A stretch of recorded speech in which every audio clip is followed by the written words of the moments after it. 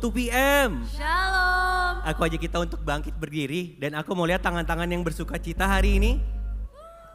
Lebih kencang lagi buat Tuhan kita. Katakan Mari sama-sama kita kasih tos ke kanan kiri kita. Katakan Tuhan Yesus kita begitu baik. Amin.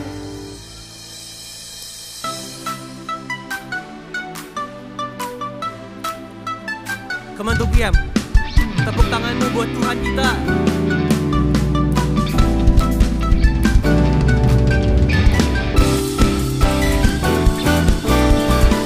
Karena tidak ada yang mustahil sama Tuhan kita. Amin. Mari kita nyanyikan yang terbaik buat Tuhan kita di tempat ini. I'm not gonna live by what I see. I'm not gonna live by what I feel. Deep down I know that you're here with me. And I know that you can do anything. Angkat tanganmu buat Tuhan. I can do anything. I can do all things. 'Cause it's you who gives me strength. Nothing is impossible with you, Lord. Through you, my eyes are open. Strongholds are broken. I am living by faith. Nothing is impossible.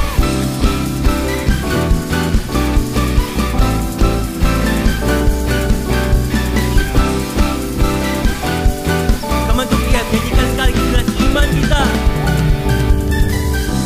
I'm not gonna live by what I see. I'm not gonna live by what I feel. Deep down I know, Lord. Deep down I know that you're here with me.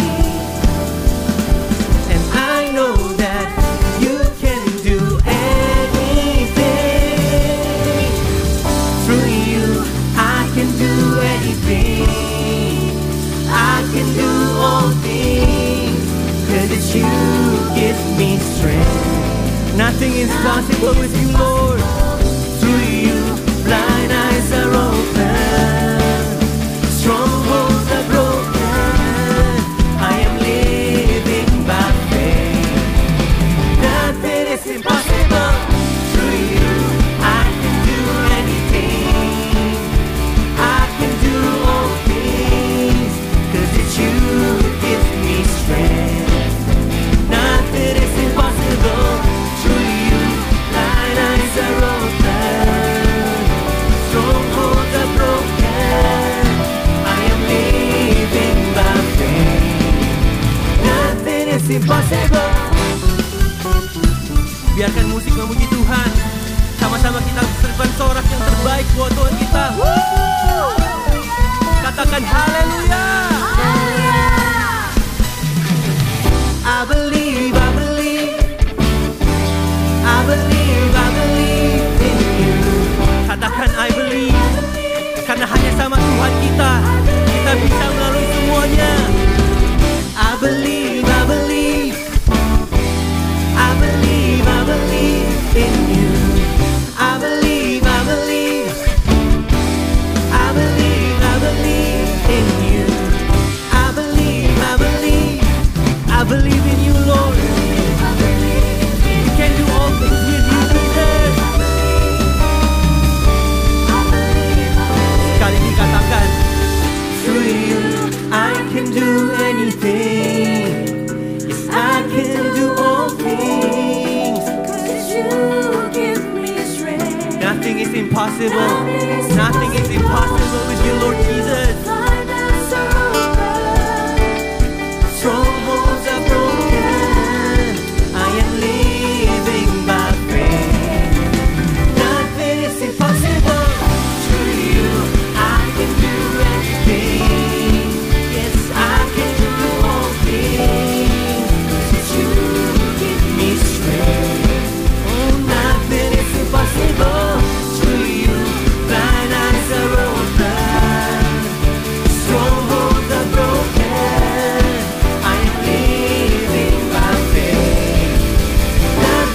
impossible. I believe, I believe, I believe, I believe in you.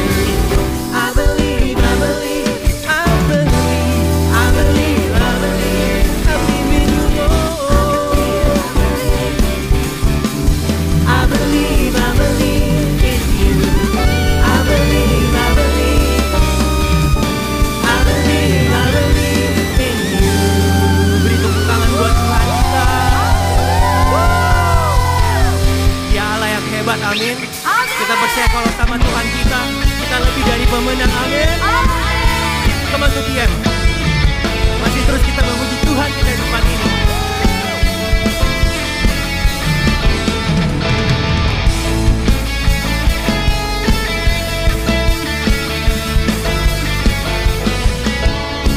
Sama-sama kita katakan, lebih dari pemenang. Lebih dari pemenang dalam segala perkara. Iblis dikalahkan. Iblis telah dikalahkan oleh kuasa darahnya. Jika Allah di pihak kita, siapa dapat melawan? Kita lebih dari pemenang. Katakan sekali lagi, lebih dari pemenang. Lebih dari Pemenang dalam segala perkara. Iblis telah dikalahkan oleh kuasa darahnya. Jika Allah di pihak kita, siapa dapat melawan? Kita lebih dari pemenang. Haleluya, kibarkanlah panjinya, Yesus Raja segala raja.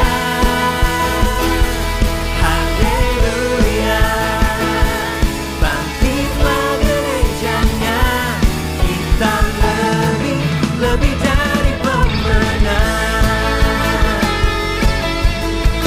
Sama-sama kita katakan haleluya. Mari lebih lagi bernyanyi untuk Tuhan kita. Lebih dari pemenang dalam segala perkara. Iblis telah dikalahkan oleh kuasa darahnya. Jika Allah di pihak kita, siapa dapat melawan? Kita lebih dari pemenang.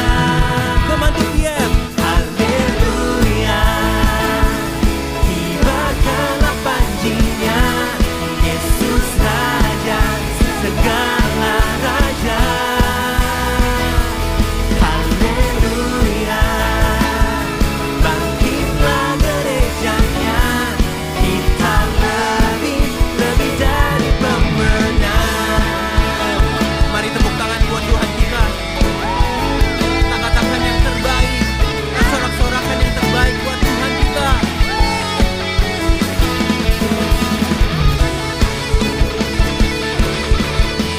Sungguh kami percaya Tuhan, bahwa kemenangan demi kemenangan akan kami raih bersama dengan-Mu Tuhan.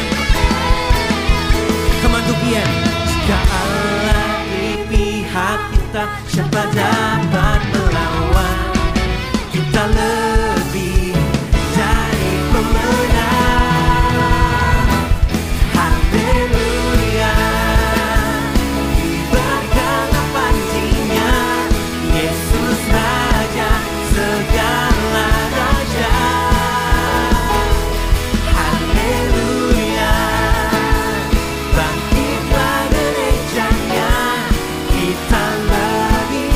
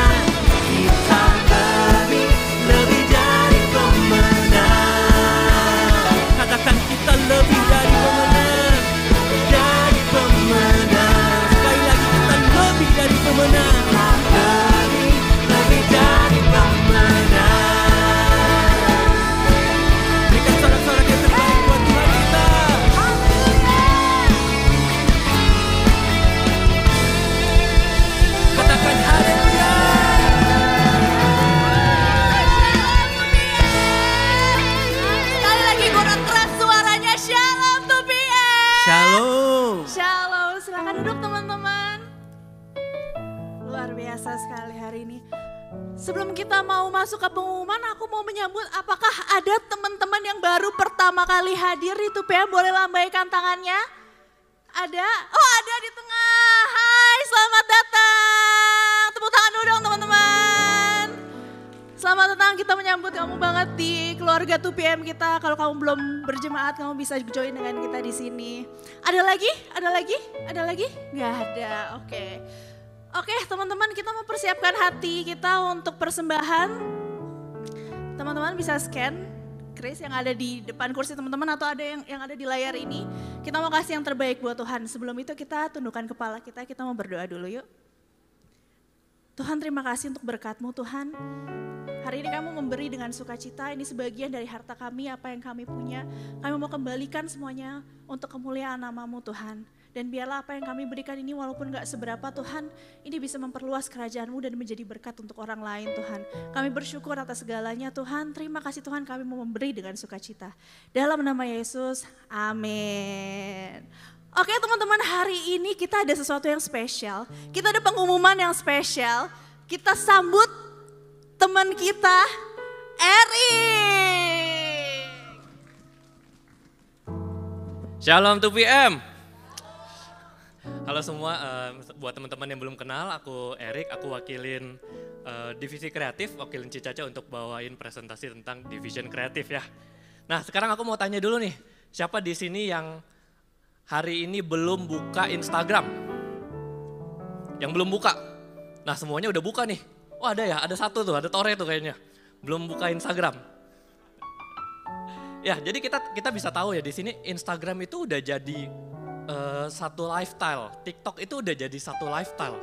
Bahkan boleh tolong di next slide. Nah bahkan Indonesia tuh menjadi peringkat pertama orang yang punya screen time yang begitu besar. Sampai 8 jam per hari. Bahkan kadang teman-teman, kita tahu ya teman-teman kita kadang tidur cuma 2 jam, tidur cuma 4 jam. Bahkan screen time mereka lebih tinggi daripada waktu tidur mereka.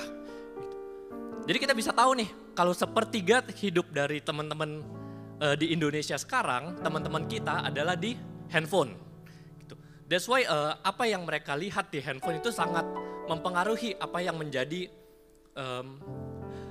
drive untuk hidup mereka ya gitu. Ada yang mungkin konten-konten yang isinya tentang julitan orang, ada tebaran-tebaran kebencian di dalam konten, ada ngomongin orang, ngomongin gayung pink ya, gayung lopeping gitu. Nah, tapi aku juga mau tanya, boleh ditolong next slide? Nah, tapi teman-teman ada yang pernah lihat video ini nggak? Ya. Ada video Presence 23, ada video Presence 24. Aku juga mau tanya siapa yang di sini yang lihat video Presence 23 atau Presence 24 di Ibadah Raya dan akhirnya daftar dan join ke retret.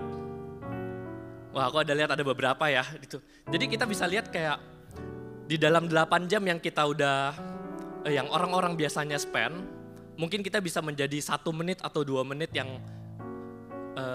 gak perlu 8 jam, tapi 2 menit bisa rubah hidup orang loh teman-teman. Tapi hanya dengan satu, boleh di next slide? Maybe only one video, only one post can touch hundreds of life. Boleh di next lagi? And maybe only one video can be the answer of someone's prayer. Kadang kita tahu ya, kita sering share tentang postingan-postingan, potongan dari kita punya khotbah, kadang ada kata-kata penguatan. Maybe saat itu ada teman-teman kita yang lagi scrolling dan hidupnya tuh ternyata, oh ini jawaban doa gue loh. Boleh dilanjut?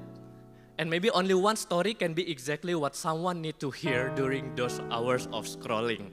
Jadi mungkin di dalam 8 jam yang begitu panjang, mereka cuma perlu satu ini mungkin.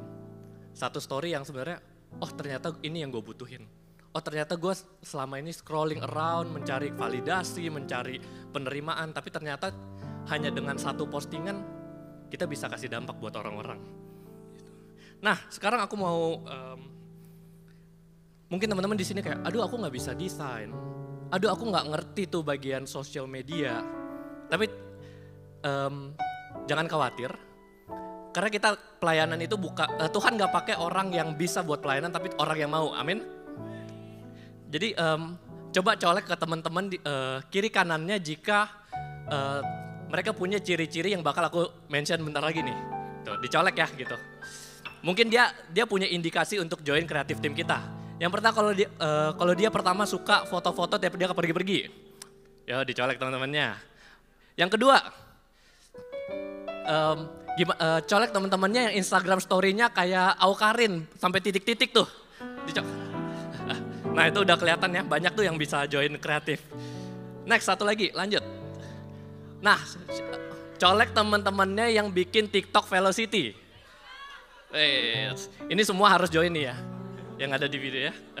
Sama satu lagi, colek teman-temannya yang suka kirim-kirim video-video ke grup WhatsApp keluarga. Oh nggak ada ya di sini ya. Nah tapi kalau ada juga boleh di-invite ke grup kreatif kita. Nah lanjut. So yuk join, ingat Tuhan pakai orang yang mau dan bukan yang bisa. Aku sedikit testimoni, just 1 minute. Aku awalnya itu nggak bisa apa-apa. Aku nggak bisa pegang kamera. Aku pertama kali pelayanan itu di 316 di bawah sebagai kamera operator. Dan Tuhan bentuk aku dan akhirnya aku jadi very skillful on this industry. Dan Tuhan juga pakai aku buat aku berdampak di marketplace dan I have my own video production company right now. Dan ya Tuhan, sekali lagi Tuhan hanya mau pakai kita yang mau, bukan yang bisa gitu. Jadi nanti di scan barcode-nya and join us in the creative team. Thank you. Luar biasa, beri kemuliaan yang lebih luar biasa lagi buat Tuhan dong. Jadi teman-teman yang tergerak untuk ikut kreatif tim kita silakan ya di scan apa yang ada di depan ini. Oke selanjutnya teman-teman kita balik lagi ke pengumuman, kita ada Cool. Yang udah ikut Cool mana suaranya? Sekali lagi mana suaranya? Tuh heboh banget teman-teman yang udah ikut Cool ya teman-teman ya. Jadi yang belum ikut Cool, make sure untuk daftar ya teman-teman karena kita memang butuh komunitas untuk kita kayak menguatkan kita untuk sehari-hari. Nggak cukup teman-teman cuma untuk datang ke gereja doang setiap minggunya gitu ya. Tanpa kita punya komunitas yang solid, yang keep us grounded gitu ya selama minggu-minggu kita menjalani hidup. Kalau teman-teman tertarik dan teman-teman rindu bisa juga scan barcode yang ada di depan. Nanti kita akan bantu teman-teman untuk masukin teman-teman ke Cool yang paling tepat. Oke, nextnya kita ada volunteer. Selain tadi yang kreatif tim yang Eric udah ceritain, kita juga masih punya banyak teman-teman volunteer untuk pelayanan di sini ya. Ada usher, greeter, hospitality. Kalau apa lagi nih? Praise and worship, sampai nursery team teman-teman ada juga. Teman-teman yang rindu untuk melayani anak-anak atau teman-teman yang punya bakat gitu ya teman-teman bisa join di volunteer kita. Oke? Nextnya kita punya sesuatu yang spesial juga ya teman-teman. Sports Day. Oke, kita ada badminton teman-teman. Yang punya apa ya semangat untuk olahraga bersama-sama teman-teman. Yang suka main badminton tapi kayak ragu-ragu kayak gue jago nggak ya udah nggak usah mikirin jago atau enggak teman-teman. Kita olahraga bareng-bareng, kita semangat bareng-bareng supaya kita juga bisa join komunitas yang ada di sini gitu teman-teman. Silakan dilihat ya, itu ada di mana Sunday 27 Juli gitu minggu depan berarti. Kalau kalian tertarik bisa hubungin yang ada di namanya Renaldi dan Tore. Boleh angkat tangan dua orang ini mana? Itu yang paling semangat, satu lagi di depan ya teman-teman. Oke, ada juga mini soccer. Nggak ada. Nah, mini soccer nih teman-teman. Selain badminton, kita juga punya mini soccer teman-teman. Jadi kita punya range of variety sports yang ada di kita ini ya teman-teman. Kalau kalian nggak suka badminton, lebih suka main bola, join yang mini soccer teman-teman. Oke. Terus kita juga punya social media yang dengan luar biasa sekali sudah dibuat oleh teman kreatif tim kita. Kalau kalian belum follow, silakan follow sosial media kita. Banyak banget konten yang memberkati banget teman-teman. Jadi kalau kalian belum buka Instagramnya gitu daripada kita ngelihat hal-hal yang aneh-aneh teman-teman, follow sosial media kita. Oke, terakhir kita juga ada prayer request teman-teman. Jadi setiap akhir minggu kalau teman-teman punya sesuatu yang mau didoakan, kalian bisa isi prayer request kita dan kita siap satukan hati dan bareng-bareng doain teman-teman. Oke, sekarang kita mau bangkit berdiri. Kita mau berdoa bersama-sama untuk teman-teman kita yang punya kerinduan dan punya pergumulan. Kita mau satukan hati kita.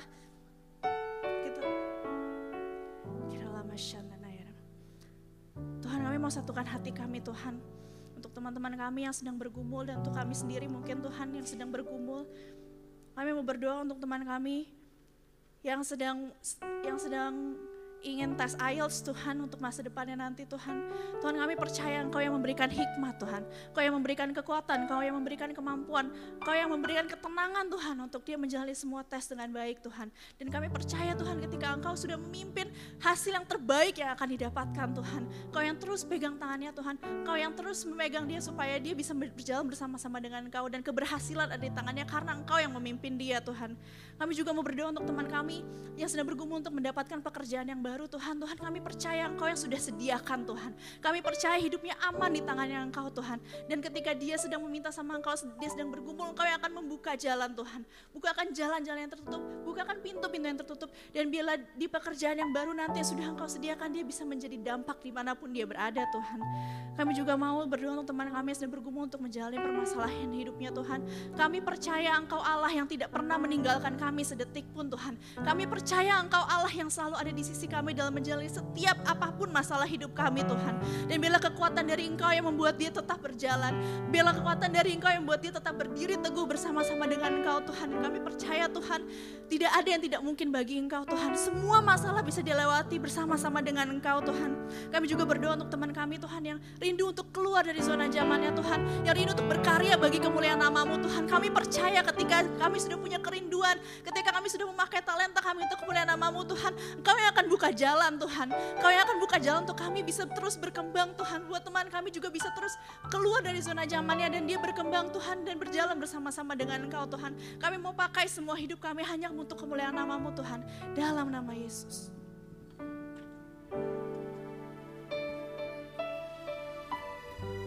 Sungguh Tuhan kami bangga punya Allah seperti-Mu.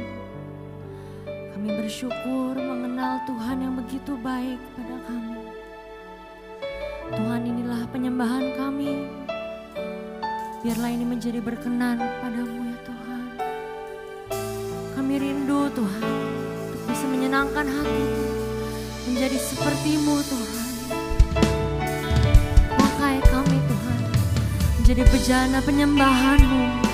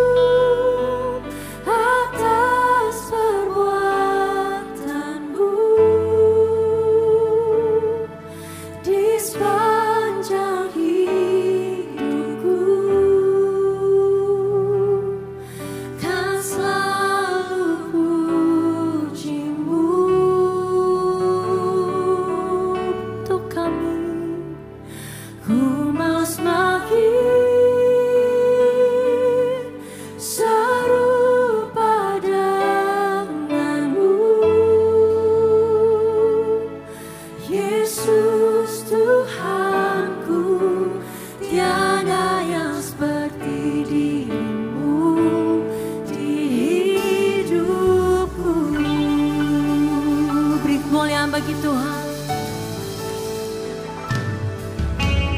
Kau pribadi yang terima semua masa lalu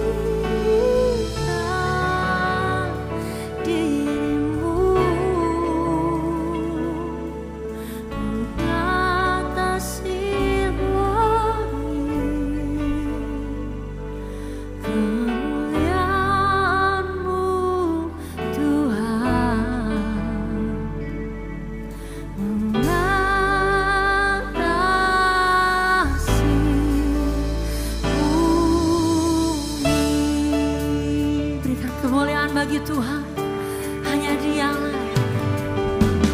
Ku bersyukur padamu Tuhan, atas kasih-Mu.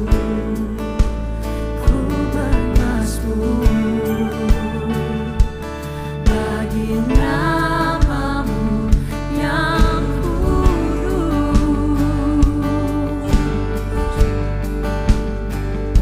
Sebab Engkau kebenaranku, padamu ku percaya. Betapa mulianya Tuhanku, ku rindu menyatakan, tinggikan diri-Mu mengatasi langit.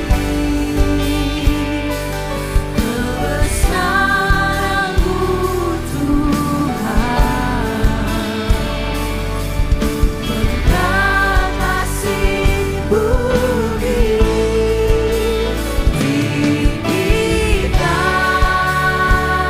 diri-Mu mengatasi langit. Kemuliaan-Mu Tuhan,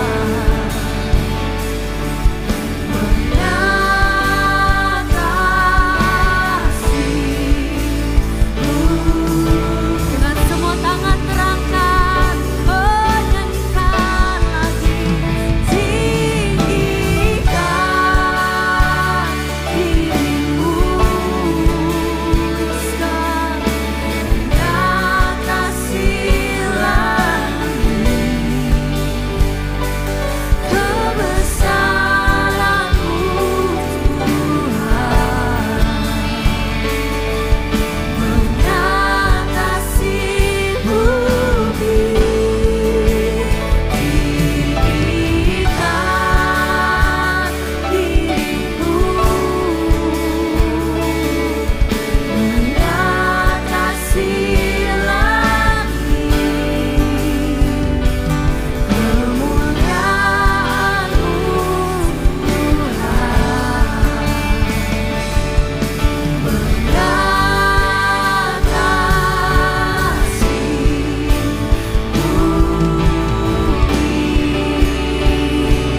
hanya Dia yang layak.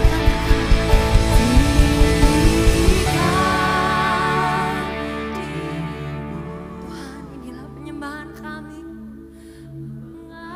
Mengatasi langit, kebesaran-Mu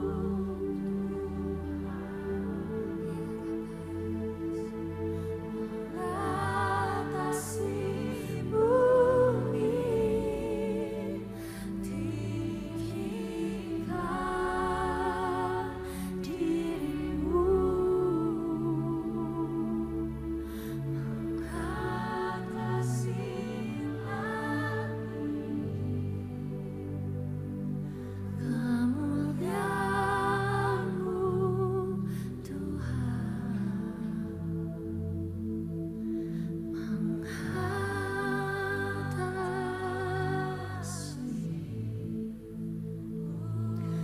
Hanya Engkau yang layak Tuhan, terimalah segala pujian kami.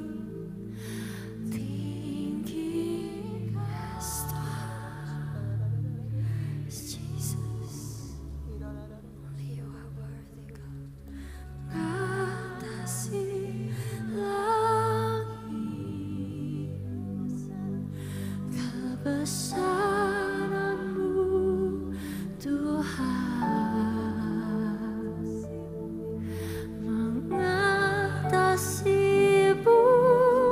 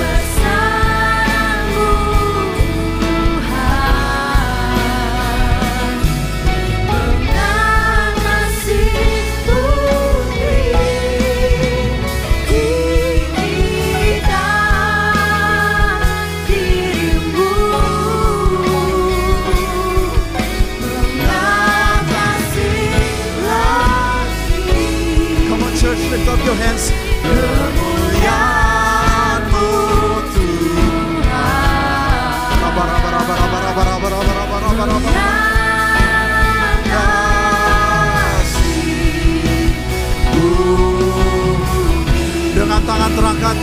Semuanya katakan. Tinggikan dirimu. Yes Lord Jesus. Raba raba raba kata raba kata.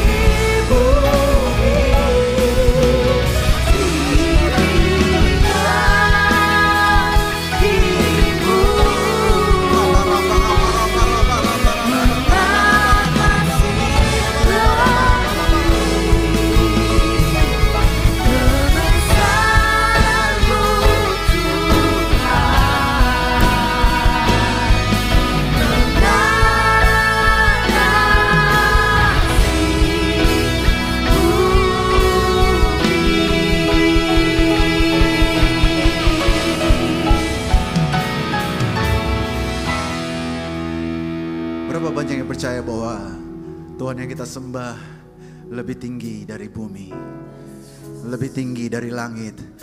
Angkat tanganmu tinggi-tinggi. Saat ini berapa banyak yang beriman bahwa Tuhan kita lebih besar dari penyakit kita? Katakan amin. Katakan amin. Saya akan mendoakan beberapa orang, saudara. Silakan semuanya tundukkan kepala, nggak usah lihat ke kiri ke kanan. Jika saudara ada masalah di lutut bagian kanan, saudara. Jika ada dari kalian yang bermasalah di lutut bagian kanan, tumpang tanganmu di lututmu. Hamba berdoa, Tuhan, I just want to release healing in the name of Jesus. In the name of Jesus. Terima.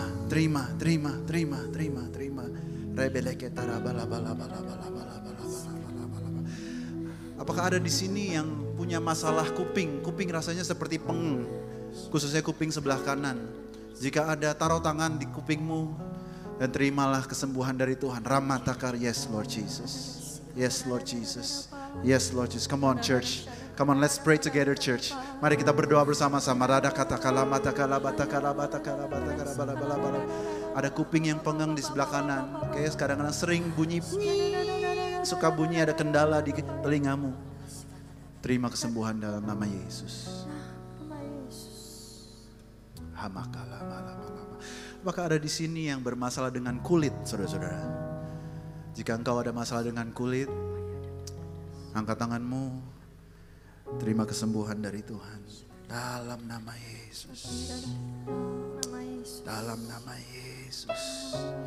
Percayakah engkau bahwa Dia lebih besar dari sakit penyakit? Amin.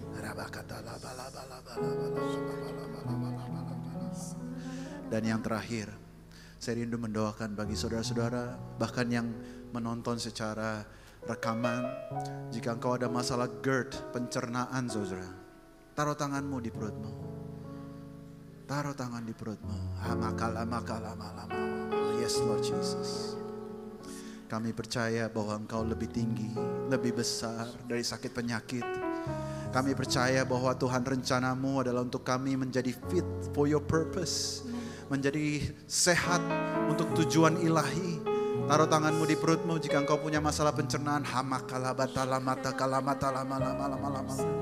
Receive healing, terima kesembuhan dalam nama Yesus. Dalam nama Yesus.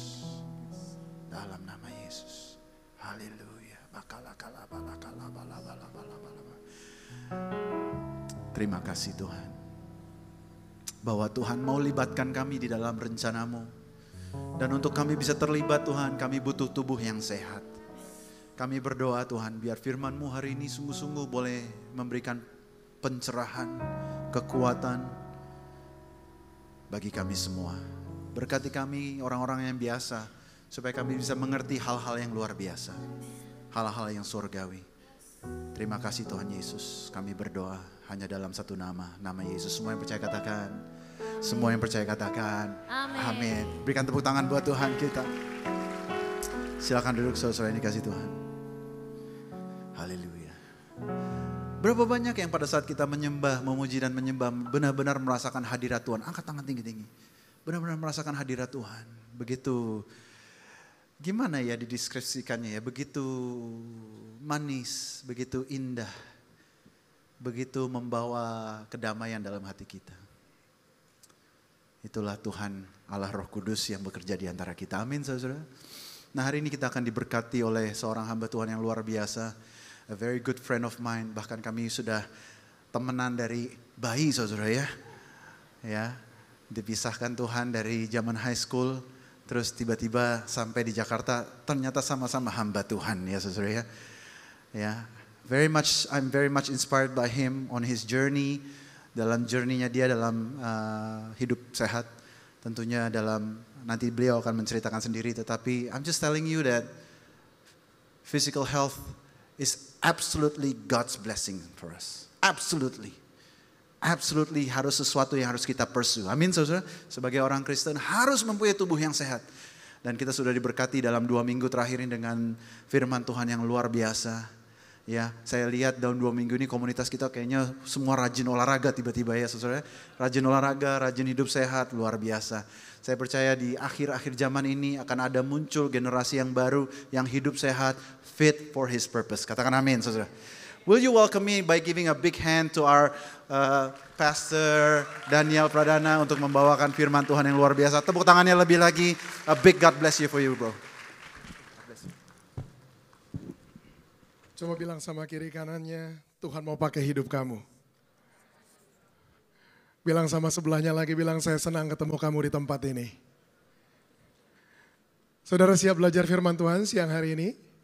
Yuk kita satukan hati kita berdoa sama-sama. Tuhan terima kasih, kami percaya Tuhan roh-Mu yang tarik setiap kami di tempat ini. Karena ada sesuatu yang Tuhan mau nyatakan buat hidup setiap kami. Dan hari ini Tuhan secara khusus kami berdoa, Tuhan tolong kami untuk belajar mempersembahkan tubuh kami sebagai persembahan kami yang hidup, yang kudus dan yang berkenan kepada Tuhan.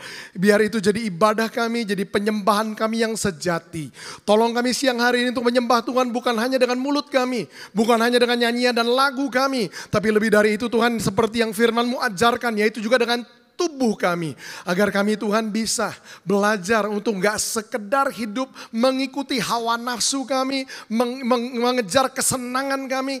Tapi kami bisa belajar siang hari ini untuk melatih diri kami dan menguasainya sepenuhnya. Sehingga kami bisa mempersembahkan tubuh kami sebagai persembahan kami yang hidup, yang kudus, yang berkenan kepada Tuhan. Kami buka hati kami Tuhan selebar-lebarnya. Izinkan Tuhan berbicara. Kami sambut firman-Mu di dalam nama Tuhan Yesus. Yang siap sambut firman Tuhan katakan amin. Yuk kita buka Alkitab kita sama-sama langsung ke Efesus pasal yang kedua. Efesus pasal yang kedua ayat yang ke-10. Bisa tolong juga slide saya ditampilkan. Saya ini biasa gak pernah pakai slide, baru belajar biar lebih relevan buat generasi ini. Pesan yang saya mau bagikan buat saudara hari ini saya kasih judul Vehicle of Purpose, kendaraan tujuan. Selama 2 minggu terakhir saudara sudah belajar banyak tentang tema bulan ini buat gereja saudara yaitu Fit for Purpose. Pastor Eradi saya dengarkan pesannya di minggu pertama bicara tentang dasar-dasar teologia. Bagaimana kita bisa menghidupi kehidupan terbaik kita hari-hari ini. Minggu lalu dari Pastor Randy saudara belajar juga tentang fit on purpose. Bagaimana kita bisa terus setia jalani secara praktis, bisa hidup secara sehat. Nah hari ini saya cuma mau melanjutkan dan mudah-mudahan juga bisa menginspirasi saudara di dalam perjalanan saudara untuk kembali memperoleh kesehatan saudara, dapat pemulihan total sehingga saudara bisa hidup habis-habisan buat Tuhan. Yuk kita sama-sama lihat ayat ini, Efesus pasal 2 ayat yang ke-10. Alkitab katakan begini, karena kita ini buatan Allah, diciptakan dalam Kristus Yesus untuk melakukan pekerjaan baik yang dipersiapkan Allah sebelumnya. Ia mau supaya kita hidup di dalamnya. Ini surat dari Rasul Paulus buat jemaat di Efesus. Dan saya percaya sebagaimana dia mengingatkan jemaat di Efesus, dia juga mau ingatkan setiap kita di tempat ini. Dan ini yang Paulus katakan, kita ini buatan Allah, kita ini ciptaan Tuhan. Kenapa hal ini penting untuk kita ngerti? Ini prinsip yang saudara harus ngerti. Segala sesuatu yang dibuat atau diciptakan selalu diciptakan dengan tujuan. Bilang sama-sama tujuan. Semua barang, semua benda yang diciptakan di bumi ini selalu diciptakan ada tujuannya. Dan Paulus ingatkan kita ini buatan Tuhan, ciptaan Tuhan. Artinya apa? Tuhan punya tujuan buat hidup kita. Apa tujuan Tuhan buat hidup kita? Paulus lanjutkan bilang gini, diciptakan dalam Kristus Yesus untuk melakukan. Kata untuk itu menunjukkan tujuannya. Saya kasih contoh, meja ini buatan penciptanya. Diciptakan untuk ditaruh barang di atasnya. Bisa lihat ya. Barang yang diciptakan selalu tujuannya. Kata untuk itu menunjukkan tujuannya. Paulus bilang kita ini ciptaan Tuhan. Diciptakan untuk sesuatu. Untuk apa? Alkitab bilang ini. Untuk pekerjaan baik yang Tuhan sudah siapkan sebelumnya. Sebelum apa? Bahkan sebelum kita lahir di bumi ini. Tuhan sudah punya tujuan buat hidup kita. Saudara bisa bayangkan itu? Bahkan sebelum kita lahir. Tuhan sudah punya tujuan buat kita. Beberapa kita mungkin bingung. Kok bisa pastor? Kitanya aja belum ada. Masa Tuhan punya tujuan buat kita? Gambarkannya gampang sebenarnya. Saya tanya sama saudara nih. Ini meja tadi saya bilang dibuat penciptanya. Urutannya mana yang benar? Sesudah meja ini dibikin, baru penciptanya mikir. Udah jadi nih meja. Kira-kira saya bisa pakai buat apa ya? Atau dia punya tujuan dulu. Saya pengen ada satu barang yang bisa ditaruh, satu benda yang bisa ditaruh barang. Makanya dia ciptakan ini meja. Mana yang pertama atau yang kedua? Yang kedua ya. Jadi tujuannya ada sebelum barangnya diciptakan. Alkitab bilang kita ini buatan Tuhan. Tuhan udah punya tujuan bahkan sebelum kita lahir. Tuhan udah punya panggilan, punya tujuan buat hidup saudara. Bilang sama kiri kanan saudara, Tuhan punya tujuan buat kamu. Saudara mungkin tanya, pastor apa hubungannya ini sama kesehatan jasmani? Kan kita lagi belajar itu temanya. Saya kasih tema hari ini, saya kasih judul Vehicle for Purpose. Sadarkah saudara, untuk tujuan Tuhan bisa digenapi dalam hidup kita, tujuan ini butuh kendaraan. Tujuan ini butuh kendaraan. Saya kasih ilustrasi, saudara punya tujuan, apa tujuan kamu? Saya mau pergi ke Bandung. Saya kasih tahu saudara, untuk bisa sampai ke Bandung, saudara butuh kendaraan. Dan saudara tahu kendaraannya apa? Kendaraan buat tujuannya Tuhan adalah tubuh saudara. Bahwa saudara hanya bisa mencapai tujuan Tuhan buat hidup saudara kalau saudara pastikan kendaraannya ini fit, kendaraannya ini prima, kendaraannya ini optimal untuk bisa sampai ke tujuan saudara. Saudara mau ke Bandung, ini kendaraannya ini tubuh kita. Saya tanya, saudara punya tujuan dan tujuannya baik. Tapi masalahnya begini, saudara dikasih mobil yang maaf, bobrok, udah tua, nggak pernah ganti oli, bannya udah tipis, kemudian mobilnya udah bunyi-bunyi. Saya tanya, kira-kira bisa sampai ke Bandung nggak? Kalaupun bisa, mungkin lambat sekali. Dan ada kemungkinan cukup besar, akhirnya mogok di tengah jalan nggak pernah sampai ke tujuan itu. Dengan kata lain, dengar ini baik. No matter how strong you believe in your purpose, in your calling, no matter how big is your dream for your life, unless you learn to take care of your body, you might never fulfill your calling. Nggak peduli saudara percaya tujuan Tuhan buat hidup saudara seberapa hebat, mimpi Tuhan dalam hidup saudara seberapa besar, kalau kita nggak belajar untuk merawat kendaraannya dengan baik, bisa-bisa ini problemnya. Kita nggak pernah sampai ke tujuan kita. Saya temukan ada banyak orang Kristen menceritakan mimpinya, visinya. Tuhan mau pakai saya mengubah dunia. Tuhan mau pakai saya untuk bawa ribuan anak muda. Tuhan mau buat ini dan buat itu. Saya bilang praise the Lord. But saya lihat gaya hidup mereka. Dalam hati saya bilang ya cuma dalam hati berani ngomongnya. Waduh kayaknya untuk sampai ke situ itu lumayan challenging. Kenapa? Yaitu kita nggak merawat kendaraan ini dengan baik. Ingat prinsipnya, nggak peduli tujuannya seberapa baiknya pun. Kalau kita nggak merawat kendaraannya. Kendaraannya adalah tubuh kita. Makanya saya katakan tubuh kita itu seperti kendaraan. Tanpa kendaraan ini kita nggak bisa mencapai tujuan kita. Tuhan punya mimpi yang dia mau wujudkan lewat hidup kita. Tapi tanpa kendaraannya kita rawat, kita mungkin nggak akan pernah sampai ke tujuan Tuhan buat hidup kita. Nah ketika saudara beli kendaraan, apakah itu mobil, motor, ya kendaraan lah. Saudara perlu belajar memperlakukannya, merawatnya dengan baik. Gimana caranya? Ya belajar dong buku manualnya. Dan itu sedikit yang kita mau lakukan hari ini. Kita mau belajar dari firman Tuhan. Gimana harusnya kita memperlakukan tubuh kita. Banyak kita mungkin bingung, memangnya Tuhan ngurusin tubuh kita. Nanti kita akan belajar sama-sama. Saya punya ilustrasi ini. Ada dua orang yang sama-sama beli mobil, tipe sama, di tempat yang sama, dipakai sama-sama. Yang satu pakai itu mobil, dua-duanya pakai itu mobil. Sesudah 2 tahun, yang satu bilang begini, waduh Itu mobil ya yang kita beli waktu itu top loh. Kenapa? 2 tahun. Gak pernah rusak sama sekali. Yang satunya lagi temennya bilang begini, apaan? Mobil gua kok gak kayak begitu? Kenapa? Baru dipakai setahun lebih dikit aja. Itu mobil udah rusak. Udah turun mesin. Parah lagi rusaknya. Saya tanya sama saudara, mobilnya sama, dibelinya sama, dipakai sama-sama dipakai. Perbedaannya di mana? Saya kasih tahu, perbedaannya di perawatannya. Tuhan kasih setiap kita nih hidup. Ada yang bisa dipakai jangka panjang, ada yang dipakai untuk jangka pendek. Perbedaannya di mana? Di perawatannya. Cara kita merawat, memperlakukan tubuh kita akan menentukan seberapa jauh kita bisa mencapai tujuan Tuhan dalam hidup kita. Yang membedakan perawatannya. Ada orang bilang gini sama saya, tapi pastor, saya punya mobil, saya ganti oli teratur, ganti ban teratur, saya pokoknya semua saya poles, saya rawat, saya cuci. Pokoknya saya udah rawat baik-baik. Nah terus saya keluar rumah. Lampu merah ditabrak orang. Jeder. Rusak juga pastor. Buat apa dirawat? Toh ditabrak rusak juga.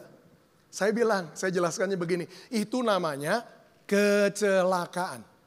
Apa maksudnya kecelakaan? Terjadi sesuatu sama hidup kita di luar kendali kita. Itu namanya kecelakaan. Saudara bedakan kecelakaan dengan kelalaian. Bedanya apa? Ingat, kecelakaan itu terjadi, kita udah siapin semuanya, rawat semuanya baik. Tapi ada sesuatu di luar kendali kita, kecelakaan. Tapi kalau kelalaian, kita maunya mobil gak pernah diservis, bannya gak pernah diganti, gak pernah dirawat, olinya gak pernah diganti, pakai terus kita abuse. Ketika mobil itu bannya pecah, mesinnya rusak, dengar itu namanya bukan kecelakaan, itu namanya kelalaian. Saudara bisa lihat bedanya. Saya tunjukkan beda kecelakaan sama kelalaian. Pastor, saya udah hidup sehat, saya udah makan baik, saya udah latihan, semuanya saya udah merawat dengan baik. Tiba-tiba satu hari dipanggil Tuhan pulang. Lagi sehat-sehat dipanggil Tuhan pulang. Sampai di surga kita kaget, loh Tuhan, kenapa kok aku sampai di sini? Tuhan bilang, iya. Aku kangen, aku udah panggil kamu cepat. Kita kaget dipanggil Tuhan. Itu namanya kecelakaan. Sesuatu terjadi dalam hidup kita di luar kendali kita. Tuhan memang panggil kita pulang. Tapi kelalaian bentuknya beda. Kita lagi hidup, tiba-tiba dipanggil Tuhan. Tiba-tiba meninggal, meninggal. Sampai di surga, saya kasih tahu. Bukan kita yang kaget, Tuhan yang kaget. Loh, kamu kok udah sampai di sini? Terus kita bilang lagi, tapi kan Tuhan yang panggil aku. Tuhan bilang, enggak. Belum. Aku belum panggil kamu kok. Kenapa? Loh, panggilanmu masih belum digenapi. Anak istrimu masih muda, masih kecil-kecil. Kamu masih banyak yang harus kamu kerjakan. Kenapa sampai di sini? Tuhan yang kaget. Kenapa? Kita lalai dalam menjaga, merawat tubuh kita sehingga kita pulang sebelum waktunya. Coba bilang sama sebelahnya, jangan bikin kaget Tuhan. Jangan bikin kaget Tuhan. Waktu kita lalai merawat tubuh kita punya potensi untuk mengagetkan Tuhan. Apa itu? Kita pulang sebelum waktunya. Dengar, kalau saudara punya kendaraan, saya tanya nih. Di sini yang punya mobil boleh angkat tangan, bukan pamer, saya pengen tahu aja. Yang punya mobil? Nggak punya mobil semua. Naik pesawat ke sini, naik motor.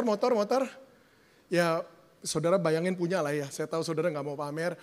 Kalau saudara punya kendaraan, apalagi kendaraannya baru, masih bagus, saudara sayang banget. Saya tanya sama saudara, kira-kira di pinggir jalan itu ada bensin oplosan.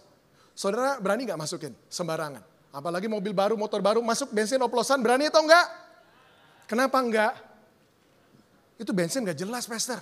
Campur-campurnya gak tahu apa, mungkin campur teh botol, mungkin campur Coca-Cola, kita juga gak tahu. Pokoknya masuk aja, bisa rusak mobil kita. Setuju saya.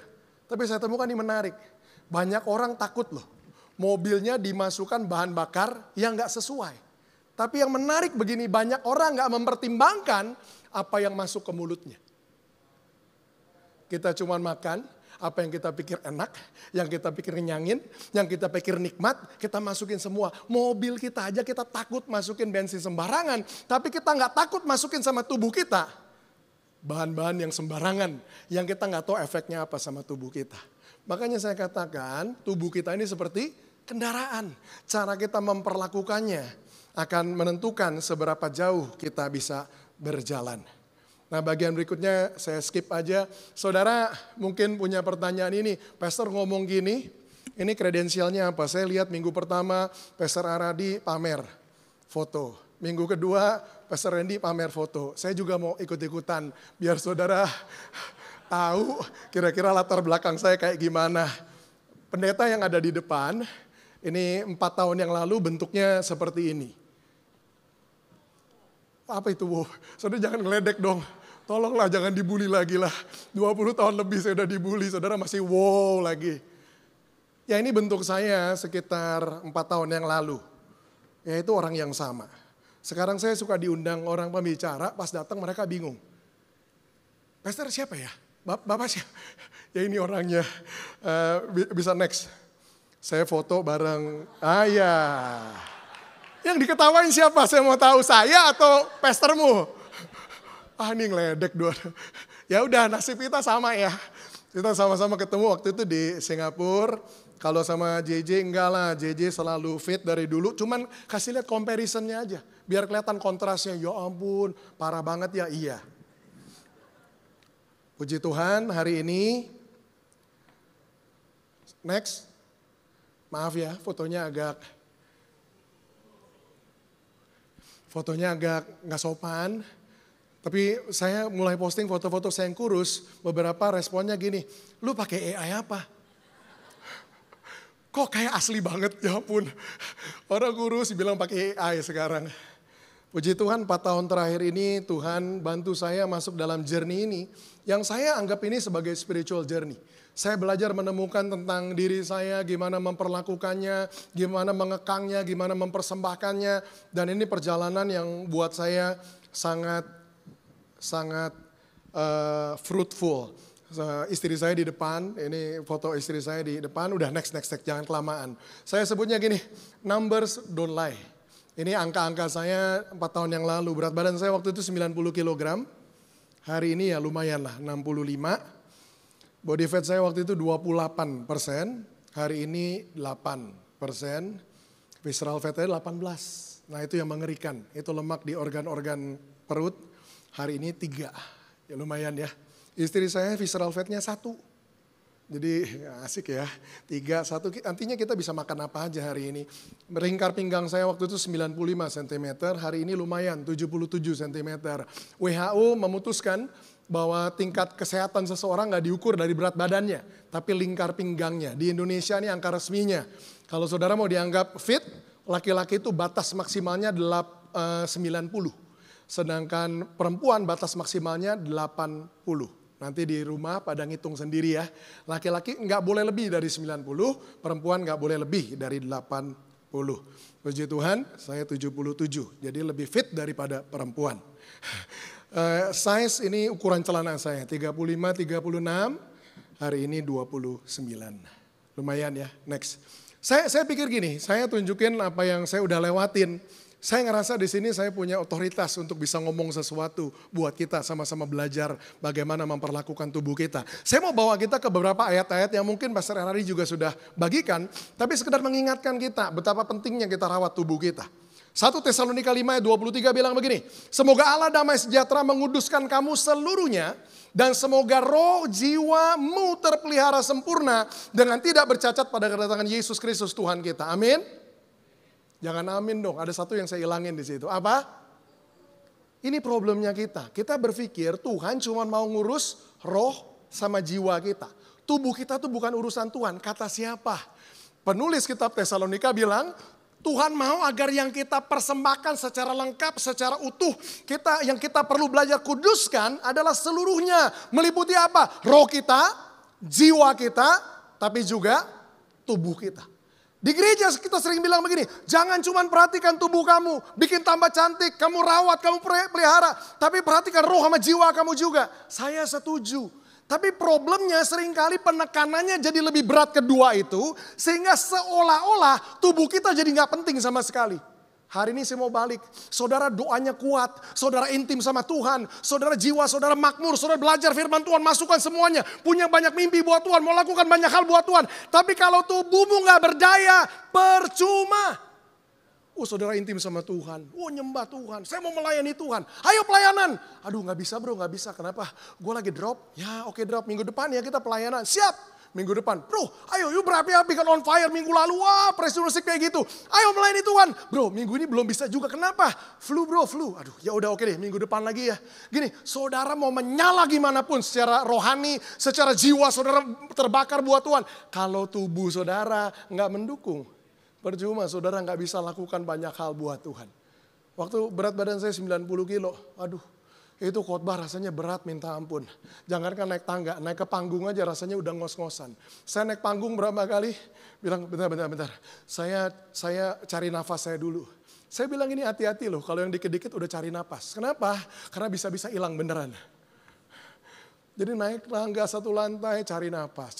Sekarang puji Tuhan, saya khotbah hari Minggu 6 kali pun asik-asik aja, enjoy. Kenapa? Karena lewat tubuh yang sehat kita bisa belajar memuliakan Tuhan. Berikut, 1 Korintus 3 ayat 16, ayat 17. Ini ayat yang sering kita kutip. Firman Tuhan bilang begini, tidak tahukah kamu bahwa kamu adalah bait Allah dan bahwa roh Allah diam di dalam kamu. Jika ada orang yang membinasakan bait Allah, maka Allah akan membinasakan dia. Sebab bait Allah adalah kudus dan bait Allah itu ialah kamu. Saudara pernah dengar ayat ini? Tidak tahukah kamu? Tubuhmu bait Roh Kudus, roh Allah diam dalam kamu. Pernah dengar ayat ini? Saya tanya kapan biasanya ayat ini dikutip? Saya kasih tahu biasanya ayat ini dikutip waktu pendeta bilang orang Kristen nggak boleh ngerokok. Benar apa benar? Kalau kita tanyakan ayatnya di mana nggak boleh ngerokok? Nggak ada tuh dalam Alkitab. Biasanya ayat ini yang dikutip. Tidak tahukah kamu? Tubuhmu adalah bait Roh Kudus. Roh Allah diam di dalam kamu. Maka kamu nggak boleh rusak tubuh ini karena ini bait Roh Kudus. Saya bilang setuju, benar. Memang ayatnya bilang gitu, jangan rusak tubuh ini. Bahkan Tuhan kasih ancaman, barang siapa merusak tubuh ini, itu jadi musuhnya Tuhan, aku akan binasakan. Kalau orang berusaha binasakan, saudara Tuhan bela, Tuhan binasakan. Tapi masalahnya gini, kalau kita sendiri yang binasakan tubuh kita, saudara itu jadi musuhnya Tuhan. Tapi dengar gini, kita pakai ayat ini untuk bilang, kamu jangan ngerokok. Kenapa? Karena kamu rusak kesehatan kamu. Sekali lagi saya bilang, saya setuju merokok merusak kesehatan kita. Tapi saya tanya nih, kalau saudara hidup, makan saudara gak jelas, segala macam dimakan gak teratur, kira-kira tubuhmu rusak juga atau enggak? Kalau saudara hidup gak pernah olahraga, gak pernah exercise, gak pernah gerak, tubuhmu rusak juga atau enggak?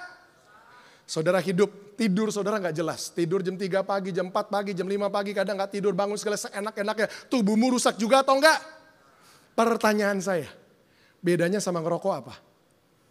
Kita pakai dalih nggak boleh ngerokok karena merusak tubuh. Tapi kalau saudara makan nggak jelas pun sama ngerusak tubuh. Saudara tidur nggak teratur pun ngerusak tubuh. Saudara nggak olahraga pun merusak tubuh. Bedanya sama ngerokok apa?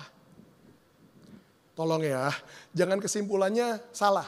Oh gitu pastor sama aja ya berarti kita ngerokok aja sekalian. No, aduh, bukan gitu. Saya cuma mau bilang saudara harus konsisten. Kalau kita bilang gak boleh ngerusak tubuh ini, maka dengan cara yang sama kita harus merawatnya. Bukan cuma rokok yang harus dijauhin. Cara kita memperlakukan tubuh kita sehari-hari menentukan kita perlakukan tubuh kita seperti apa. Ada satu ayat lagi yang lain. 1 Korintus 6 ayat 19 dan 20. Banyak orang pikir ayat ini sama aja isinya. No, dari angle yang sedikit beda. Atau tidak tahukah kamu bahwa tubuhmu, spesifik ya, adalah bait Roh Kudus yang diam di dalam kamu. Roh Kudus yang kamu peroleh dari Allah. Dan bahwa kamu bukan milik kamu sendiri. Sebab kamu telah dibeli dan harganya telah lunas dibayar. Karena itu muliakanlah Allah dengan tubuhmu. Kita diajar, muliakan Tuhan dengan penyembahan kita, nyanyian kita. Kita diajar, ayo muliakan Tuhan dengan harta kita. Tapi ayat ini spesifik minta kita untuk begini, muliakan Tuhan juga dengan tubuh kita. Bahwa ketika kita merawat tubuh kita, itu bagian dari penyembahan kita. Kita menyembah bukan cuma dengan mulut kita, tapi dengan bagaimana kita memperlakukan tubuh kita. Kita lagi menyembah Tuhan. Tapi kemudian ini problemnya, banyak orang bilang, tapi susah pastor. Melatih tubuh ini, mempersembahkan tubuh ini benar-benar buat Tuhan. Itu gimana caranya? Saya percaya kuncinya ada di ayat ini. Alkitab bilang begini, tidak tahukah kamu bahwa tubuhmu adalah bait Roh Kudus dan Roh Allah tinggal di dalam kamu. Yang mananya pastor? Selanjutnya bilang begini, tidak tahukah kamu bahwa kamu udah ditebus, dibeli dengan darah Yesus yang mahal. Bahwa hidupmu bukan milik kamu lagi sendiri. Saudara tahu kenapa?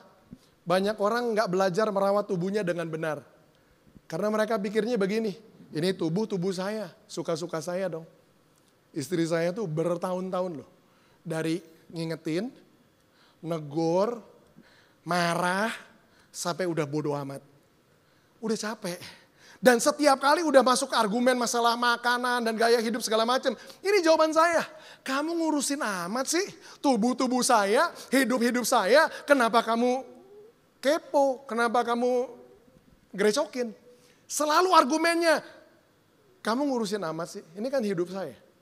But that's exactly the problem. Kita pikir tubuh kita ini milik kita sendiri. Ayat ini bilang apa? Kamu tuh udah dibeli, ditebus dengan darah Yesus yang mahal. Bahwa tubuhmu bukan milik kamu lagi sendiri, tapi udah milik Tuhan yang mati buat hidup kamu. Maksudnya gimana, Pastor? Saya kasih ilustrasi. Saudara beli mobil di showroom, cash, lunas, bawa pulang ke rumah. Sampai di rumah saudara ambil palu, hancurin kacanya, jebret, boleh atau enggak?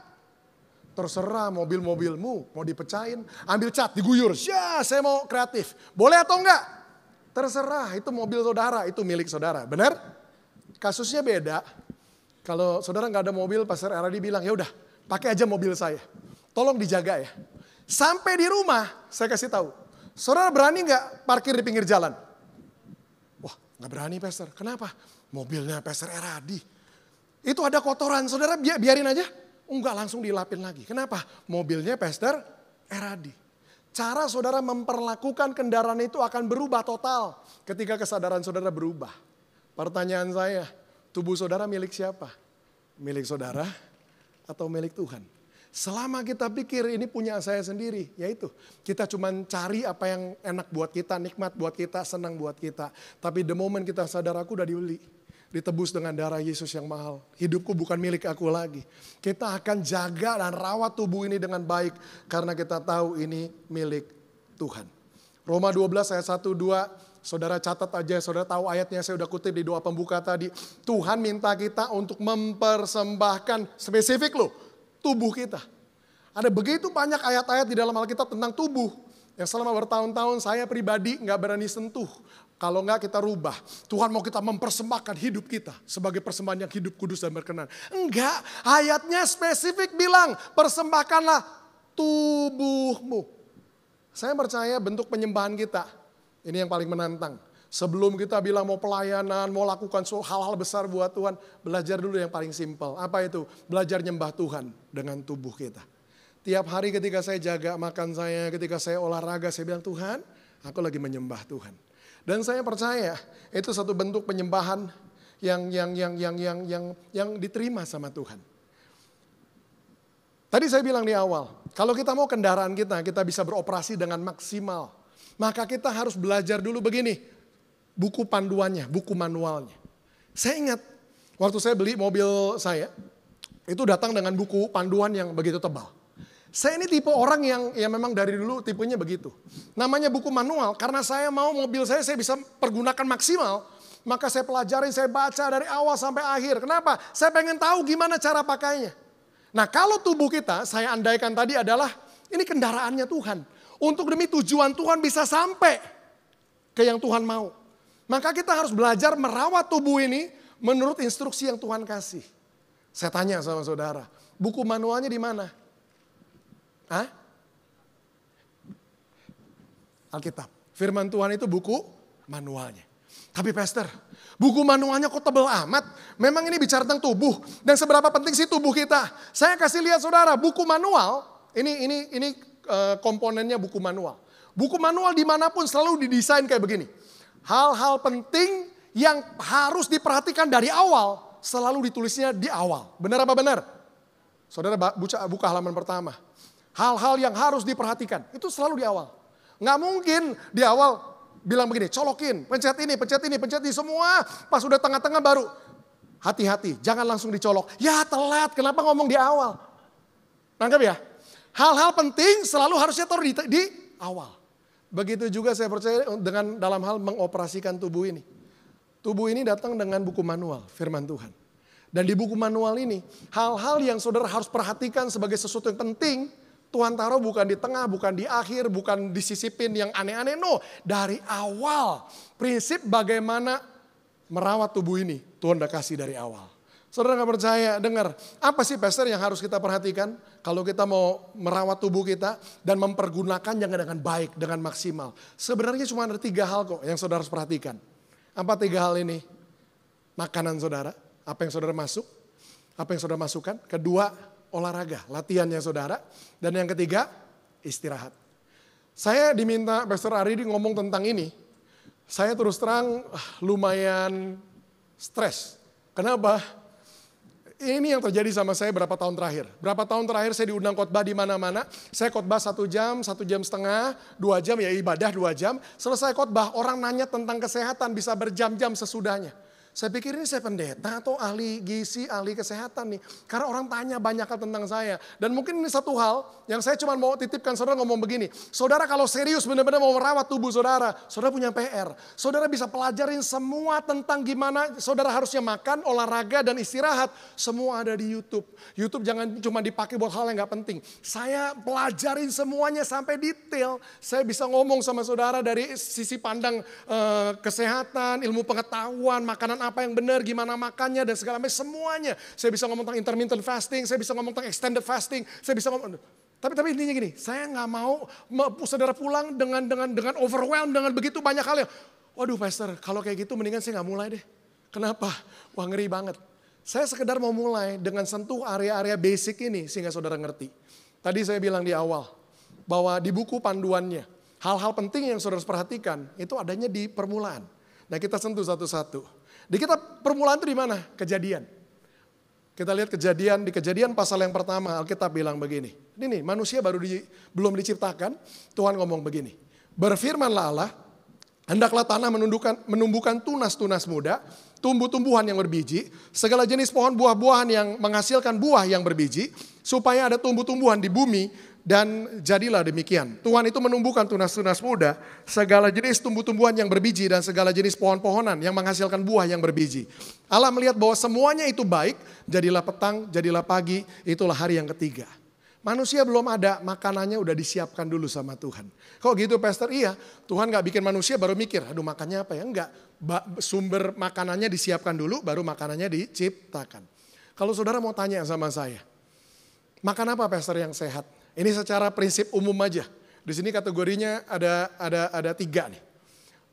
Satu namanya sayur-sayuran, kedua namanya biji-bijian, yang ketiga buah-buahan. Tapi saya juga hati-hati nih ngomong bagian buah-buahan. Kenapa? Hari ini banyak perdebatan di seputar makan buah itu sehat atau enggak. Karena banyak dari buah yang kita makan isinya itu gula semua. Nah ini konteksnya yang saudara harus ngerti. Buah-buahan alami zaman dulu itu natural. Sekarang buah itu udah dijadikan semakin manis. Jadi kalau orang mau rekayasa genetika, buat penelitian, mereka berusaha bikin buah makin manis. Nggak mungkin mereka bikin, yuk kita ciptakan buah yang makin gak ada rasanya. Nggak mungkin, karena nggak laku. Nah karena buah sekarang udah dimodifikasi demikian, maka harus ngerti kadar gula dari buah itu sangat tinggi. Kenapa perlu ngerti ini? Ada orang-orang yang bilang sama saya, pastor, saya udah gak makan karbo sama sekali. Semua goreng-gorengnya saya udah gak makan. Saya cuma makan yang sehat doang. Saya makan buah aja tiap hari. Kenapa perut saya besar? Karena kamu makan buah banyak sekali. Itu gulanya sangat tinggi. Saya kasih gambaran ya. Saudara tahu apel? Tahu ya? Apel pikirnya aman kan? Apel. Bahkan ilmu pengetahuan bilang gini, an apple a day keeps the doctor away. Bener ya? Apel sebiji 1 hari kita jauh dari dokter tuh. Tapi tahu gak saudara nih saya ngomong kadar gula apel. 1 apel, 2 apel kecil. Kadar gulanya sama dengan Coca-Cola 1 kaleng. Saya gak minum Coca-Cola pastor. Saya makan apel aja banyak-banyak tiap hari. Sama. Kadar gulanya sama. Nah ini dari mana pastor pelajaran ini? Cari ilmunya ada banyak semua di situ.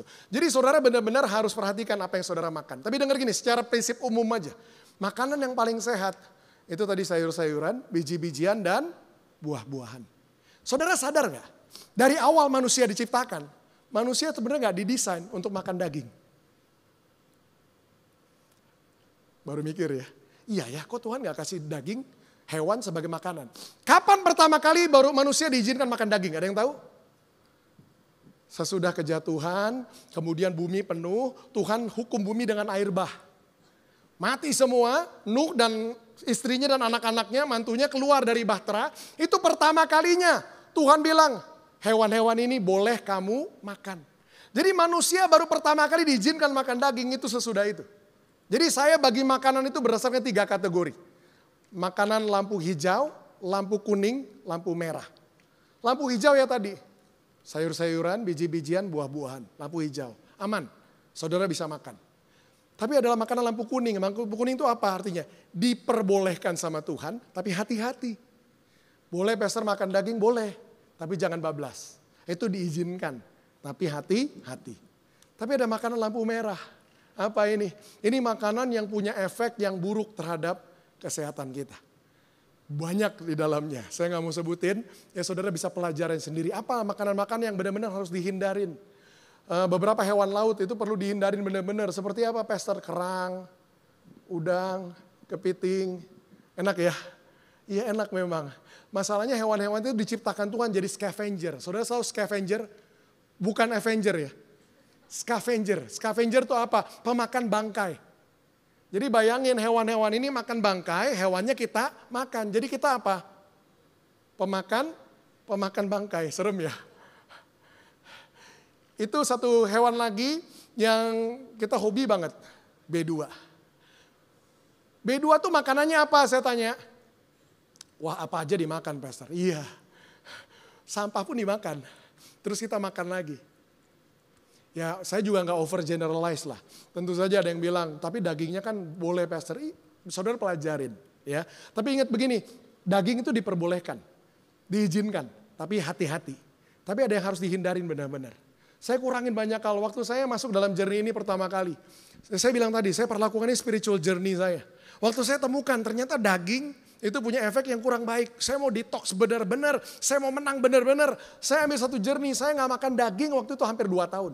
Saya sebutnya puasa Daniel. Ya udah nggak apa-apa, saya jadikan ini spiritual journey. Saya putuskan saya nggak sentuh daging dan hampir 2 tahun totalnya. Kadang-kadang break 1 hari terus puasa lagi. Hampir 2 tahun saya nggak makan daging. Efeknya apa? Detox benar-benar. Saya baru sadar di fase-fase itu bahwa saya itu kecanduan sama yang namanya makanan. Orang bisa pastor kecanduan makanan bisa. Bahkan saya pikir kecanduan makanan kadang lebih mengerikan dari orang kecanduan narkoba. Kok bisa gitu? Pastor tahu dari mana kecanduan makanan? Saya cerita berapa pengalaman saya. Waktu saya masuk dalam journey ini berusaha untuk batasi apa yang saya makan. Sebelum itu, waktu 90 kilo, saya makan all you can eat seminggu bisa 2 kali. Jam 12 malam pesannya martabak. Ya ada yang bisa relate ya. Jam 12 malam pesan martabak. Waktu saya putuskan enggak, saya mau rubah gaya hidup saya. Itu saya ingat jam 11, jam 12 malam itu martabak. Serius. Saya berusaha tahan diri saya nggak pesen. Itu rasanya sampai keringat dingin. Itu tangan gemeteran. Istri saya saksinya. Istri saya bilang udahlah kamu tahan. Saya ngamuk bener kayak orang gila. Saya ngamuk sama istri saya. Kamu nggak tahu rasanya kayak gimana. Saya gemeter kayak begitu keringat dingin keluar. Ini yang aneh. Makanya saya bilang ini spiritual journey. Saya ngobrol sama perut saya. Bilang apa pastor? Ini martabak pengen banget. Saya tanya sama perut saya. Memangnya lu lapar? Kalau lapar kan diisi lah ya. Ya kesian juga. Memangnya lu lapar? Ini yang aneh. Perut saya bilang enggak, udah kenyang. Tapi otak saya bilang harus pesen itu martabak. Orang yang kecanduan makan bukan karena lapar, tapi karena pengen. Kita nggak ngerti alasannya. Tapi secara psikologis ada hal ini yang udah begitu menguasai kita. Waktu saya detox benar-benar, saya rubah semua tentang makanan. Hari ini nih efek yang aneh. Saya lihat makanan apapun sekarang, itu kelihatannya sama aja. Ini enak banget pastor, yang dulu saya suka banget. Sekarang saya lihat, kok biasa aja ya. Jadi untungnya begini, orang kasih makan enak saya makan, kasih makan gak enak juga sama juga. Nggak ada bedanya. Sekarang nggak ada makanan yang terlalu menarik sama saya itu nggak ada. Benar-benar kayak ya udah semua biasa aja. Dan nggak ada lagi daya tarik yang kayak gitu. Saya bisa memilih kapan saya makan, kapan saya nggak makan. Selesai. Makanan ini satu area pertama yang saudara harus perhatikan. Ingat adanya di Kejadian, di awal Tuhan kasih perintahnya. Yang kedua, apa pastor yang kita harus take care dari tubuh kita? Exercise. Kejadian pasal 2. Ingat semuanya di awal. Ini hal-hal penting yang kita harus perhatikan. Tuhan taruhnya di awal. Tuhan Allah mengambil manusia itu dan menempatkannya di Taman Eden untuk santai dan menikmati taman itu. Benar? Kalau Tuhan mau, sini Dam. Udah nih, lu di taman ini. Itu ada monyet, ada jerapah, ada gajah. Udah lu santai aja. Ini ada 4 sungai. Lu lihat mau view mana? Oh ini river view, ini mountain view. Lu santai aja. Lu mau makan tinggal suruh tuh monyet ambilin makanan. Lu enjoy aja lah. Kalau Tuhan mau bisa gak lakukan itu? Bisa, tapi Tuhan gak lakukan itu.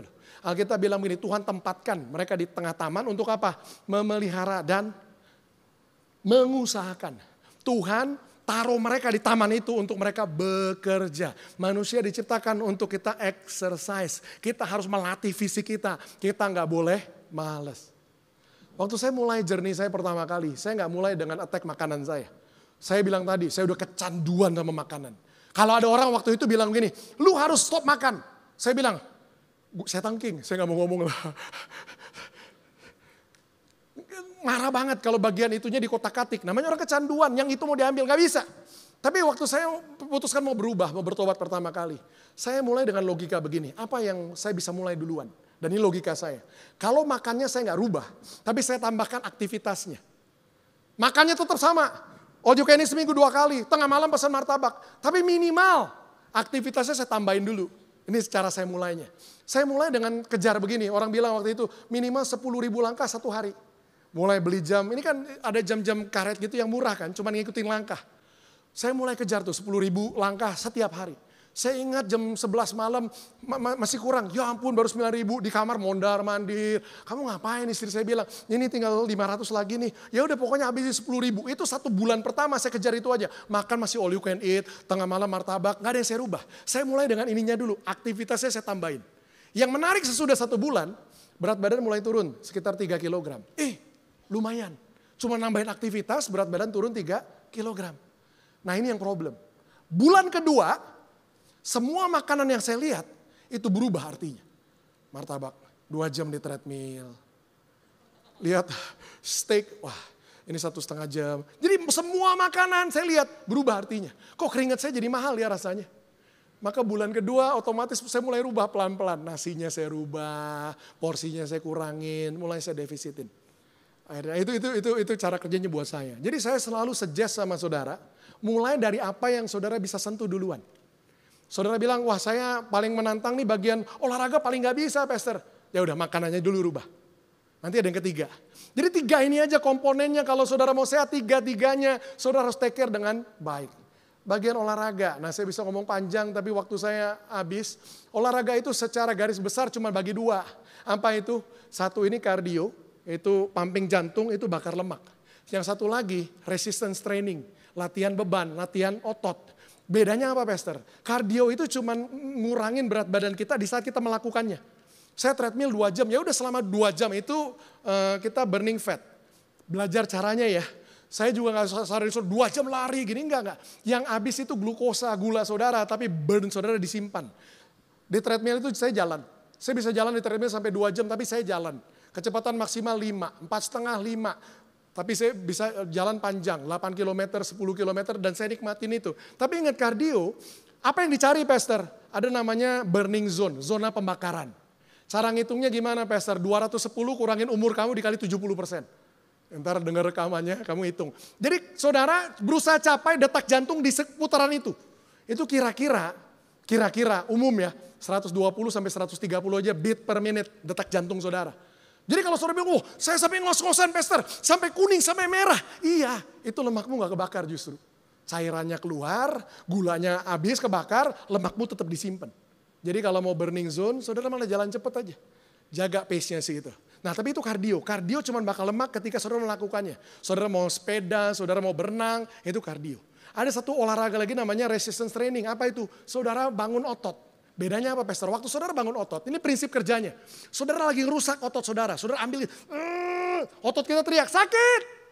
Besok pagi ngambek dia, aduh gue bikin pegel gitu kan. Nah, iya. Saya tuh ngobrol sama badan saya kayak gitu. Dia bilang pegel, rasain lu gue gak nih. Nih, waktu saya bilang ini spiritual journey. Waktu badan saya mulai teriak-teriak ketika saya latih. Saya bilang begini, saya akan bikin you stop teriak-teriak. Selama you teriak-teriak saya lakuin lagi. Jadi waktu saya sakit gitu. Besok, sakit lagi, yuk kita lagi yuk. Sakit, masih mau bilang sakit, ya lagi yuk. Saya bilang, enggak sakit. Udah akhirnya di stop sendiri. Jadi saya push diri saya sampai, waktu kita rusak dalam tanda kutip otot kita. Bagian recovery-nya itu gerakin metabolisme. Jadi selama kita tidur malam, nah itu komponen ketiga, tidur malam itu bakar lemak terus waktu kita tidur. Makanya dua-dua olahraganya penting. Saudara kalau cuma jaganya berdasarkan kardio dan jaga makan, ini problemnya. Saya jaga makan, Pastor, berat badan saya stabil di sini. Makan banyak naik lagi, kalau mau turunin kurangin makan turun lagi, capek. Tapi kalau saudara bisa resistance training, bangun otot. Saya pergi ke Jogja berapa minggu yang lalu, 3 hari, naik berat badan 3 kilo. Kok bisa gitu, Pastor? Iya, sehari makan 7 kali. Saya nggak ekstrim kok, nggak boleh ini, lagi liburan, masa nggak makan? Wah puas-puasin, semua makan saya makan. 3 hari naik 3 kilo. 1 hari pulang langsung normal lagi. Kenapa? Karena mesinnya udah digedein, bakarnya jalan. Itu ketika saudara bangun otot. Itu exercise. Saudara pelajarin sendiri apa itu cardio, apa itu resistance training. Tapi yang ketiga, yang terakhir. Ini sama pentingnya. Kejadian 2 ayat 1-3 kita bilang ini, demikian diselesaikannya langit dan bumi dan segala isinya. Ketika Allah pada hari yang ke-7 telah menyelesaikan pekerjaan yang dibuatnya itu, berhentilah ia pada hari yang ke-7 dari segala pekerjaan yang telah dibuatnya itu. Lalu Allah memberkati hari yang ke-7 dan menguduskannya, karena pada hari itulah ia berhenti dari segala pekerjaan penciptaan yang telah dibuatnya itu. Allah ngapain? Berhenti. Saya tanya sama saudara, menurut saudara Tuhan butuh istirahat atau enggak? Tuhan enggak butuh istirahat. Dia all powerful, dia maha kuasa. Kalau dia mau dia bisa kerja terus. Tapi gini, dia kasih model sama kita. Cara kita diciptakan sama Tuhan. Kita harus ngerti kapan kita kerja, kapan kita istirahat. Ada orang-orang zaman sekarang yang punya kebanggaan, gua ini workaholic. Gua kerja 24 jam. Iya, lu lagi abuse kendaraan ini. Karena waktu kita istirahat di situ kita lagi servis mobil ini. Kita lagi pemulihan, kita lagi restorasi, itu waktu kita istirahat. Jadi jangan bangga ketika kita tuh terus olahraga. Saudara, yang menarik dari 3 ini, saya paling susah beresin yang tidur, istirahat. Saya paling susah istirahat. Saya suka sekali, enjoy sekali kerja. Sampai saya harus melatih, mendisiplin diri saya untuk belajar tidur, belajar istirahat. Saya pakai alat-alat bantu, saya nggak mau sebut apa, tapi saya latih diri saya untuk tidur. Dan ketika 3 ini, saudara seimbangkan. Saudara mulai deh, apa yang saudara bisa mulai, kerjain satu-satu. Nanti lihat, saudara akan mulai nikmati perjalanan ini. Tiba-tiba saudara punya hidup yang baik, yang sehat. Dan dalam tubuh yang sehat, saudara bisa jadi kendaraannya Tuhan. Untuk tujuan Tuhan bisa digenapi melalui hidup saudara. Saya berharap pengertian simple ini cukup mengilhami, menginspirasi saudara untuk intinya saudara mulai gerak dan mulai lakukan sesuatu dengan hidup saudara. Saudara mau tanya lebih banyak, tanya Pastor Eradi, mau tanya saya juga boleh tentang ini. Banyak orang konsultasi gratis sama saya ajarin pelan-pelan. Tapi syaratnya cuma satu, saudara praktekin. Saya capek ditanya berjam-jam tentang makan, ujung-ujung ketemu setahun lagi. Gimana, udah praktekin belum? Enggak Pastor, ya buang-buang waktu aja. Tapi kalau saudara mau, memang serius mau rubah hidup saudara, yuk saudara mau belajar sama saya, siapapun. Yuk kita mau sama-sama hidup sehat, supaya hidup kita bisa memuliakan Tuhan. Yuk kita berdoa. Tuhan, terima kasih, kami bersyukur buat siang hari ini Tuhan, kami boleh datang di tempat ini dan kami boleh sekali lagi dengar satu kebenaran Tuhan yang memerdekakan kami. Firman-Mu berkata dan kami akan mengetahui kebenaran, kebenaran itu akan memerdekakan kami. Selama ini kami berpikir Tuhan gak peduli sama tubuh kami. Tuhan cuma mau roh kami, jiwa kami diperbaharui. Tapi kami pikir Tuhan gak mau urusan sama tubuh kami. Hari ini kami baru sadar. Kalau tubuh kami diibaratkan kendaraan. Kami gak akan pernah bisa mencapai tujuan Tuhan dalam hidup kami. Kalau kendaraannya ini gak optimal. Kami bisa turun mesin, kami bisa hancur, kami bisa kecelakaan, kami bisa ngalamin segala macam kerusakan di tengah perjalanan kami. Dan akhirnya mimpi Tuhan dalam hidup kami batalkan sendiri. Hari ini Tuhan kami sadar, kami perlu take care of our life well. Dan hari ini kami boleh belajar Tuhan, gimana kami harus perhatikan 3 area ini dalam hidup kami. Tuhan, aku berdoa Tuhan, biar satu perjalanan yang aku lewatin bersama dengan Tuhan jadi spiritual journey-ku Tuhan, bisa jadi perjalanan rohani mereka juga. Dimana bersama dengan Tuhan mereka bertualang dalam berusaha untuk mulai merubah dan merawat tubuh mereka. Di 3 area ini Tuhan bantu mereka untuk ngalamin kemenangan. Di area mereka mengatur makanan mereka mengatur olahraga mereka, dan mereka memperhatikan istirahat mereka yang cukup Tuhan. Sehingga mereka bisa secara optimal, secara maksimal mempersembahkan hidup mereka buat Tuhan. Tuhan berkati setiap anak-anak muda di tempat ini, terutama di saat mereka masih muda Tuhan. So that they begin to take back what the devil have stolen from them. Mereka bisa mulai merebut kembali apa yang iblis berusaha rusak dari hidup mereka. Anak-anak muda yang punya banyak potensi, mimpi besar Tuhan dalam hidup mereka. Iblis sodorin mereka dengan segala macam kenikmatan dunia. Bikin gaya hidup mereka yang rusak, yang kacau. Bikin mereka jadi mager. Bikin mereka gak bisa tidur. Benar-benar rusak tubuh mereka. Mereka gak ada masalah dengan mimpi Tuhan buat hidup mereka. Tapi mereka ada masalah dengan kendaraannya. Tuhan tolong anak-anak mudamu di tempat ini. Untuk merebut kembali apa yang iblis sudah rampas dari hidup mereka. They begin to take their authority upon their health, life. Mereka mulai ambil otoritas atas kehidupan, kesehatan mereka, jasmani mereka. Dan ketika mereka bangkit, mereka akan lari bersama dengan Tuhan sampai mimpi, visi Tuhan digenapi dalam hidup mereka. Terima kasih Tuhan buat pesan ini. Kami berdoa, bersyukur di dalam nama Tuhan Yesus. Yang percaya sama-sama katakan, amin. Amin. Terkagum atas perbuatanmu Di sepanjang hidupku kan selalu pujimu.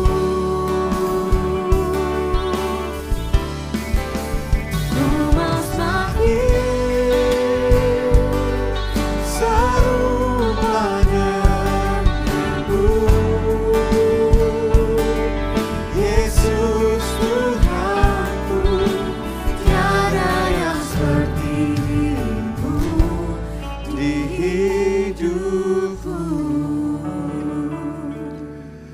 Berapa banyak yang diberkati Tuhan melalui firman-Nya, luar biasa, amin saudara. Haleluya. Saya berdoa akan ada muncul generasi baru yang hidupnya lebih sehat dari generasi sebelumnya. Bahkan di tahun 2025 ini kita sudah di pertengahan tahun, betul saudara? Yuk, akhir Desember kita akan ukur, numbers don't lie. Kita coba, let's do a spiritual journey, let's do a spiritual a detox. Supaya kita sama-sama bisa mengakhiri tahun ini stronger. Amin saudara, more healthier. Nah saudara, kami di 2PM, we love to do life together. We love it. We love our community. Kita cinta banget sama komunitas kita. Tadi sudah dibahas oleh host tentang acara-acara yang 2PM adakan. Dan saya mau kasih encouragement saudara. Karena hal-hal seperti padel, basketball, semuanya sangat terbatas saudara ya. Kalau saudara mau cari lapangan padel beneran sangat terbatas. Oleh karena itu bukan karena kita eksklusif, kita reserve khususnya untuk Cool member dulu. Oleh karena itu join Cool. Because you will get the first hand information. Supaya saudara-saudara bisa langsung daftar dulu. Sebelum kita buka ke jemaat umum. Nah oleh karena itu saudara-saudara join Cool. Let's do life together. Let's struggle together. And it's okay to struggle together. Amin saudara-saudara. Buat teman-teman yang gak punya teman olahraga. Ya mungkin kayak saya rada hardcore. Saya bisa main golf sendiri. Mungkin teman-teman gak bisa seperti itu. You can join us.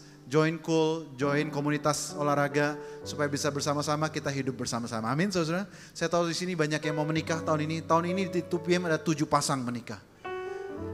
Saya berdoa di hari pernikahan kalian, you look fantastic and fabulous. Amen.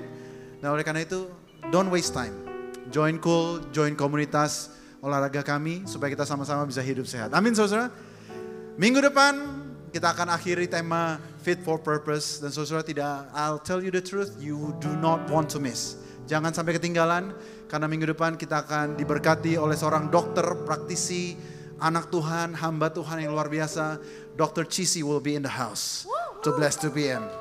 Kita akan mengadakan talk show dan kita akan bertanya kepada beliau tentang hal-hal yang mungkin lebih bersifat medis dan praktisi. Supaya saudara-saudara semakin diperlengkapi untuk hidup, untuk memberikan kemuliaan bagi Tuhan. Amin saudara-saudara. Mari kita bangkit berdiri sama-sama. Kita akan akhiri ibadah kita. Bring your friends, bawa teman-teman, saudara, ya, supaya mereka juga diberkati Tuhan. Haleluya. Mari kita angkat tangan kita tinggi-tinggi ke surga. Terima kasih Tuhan untuk ibadah hari ini. Kami mengucap syukur. Saatnya kami akan pulang dan kami akan mempraktekkan firman Tuhan. Biar kiranya kami menjadi pelaku-pelaku firman. Bukan hanya sekedar pendengar, bukan sekedar wacana, tetapi sungguh-sungguh kami mau memberikan hidup kami yang terbaik sebagai persembahan yang hidup dan yang berkenan. Saudara yang dikasihi Tuhan, pulanglah dan terimalah berkat dari Allah Bapa, cinta kasih dari Kristus Yesus dan penyertaan Roh Kudus boleh ada bersama dengan engkau dari sekarang sampai selama-lamanya. Dalam nama Yesus semua yang percaya katakan amin, amin, amin. God bless you. Selamat hari Minggu. See you again next week.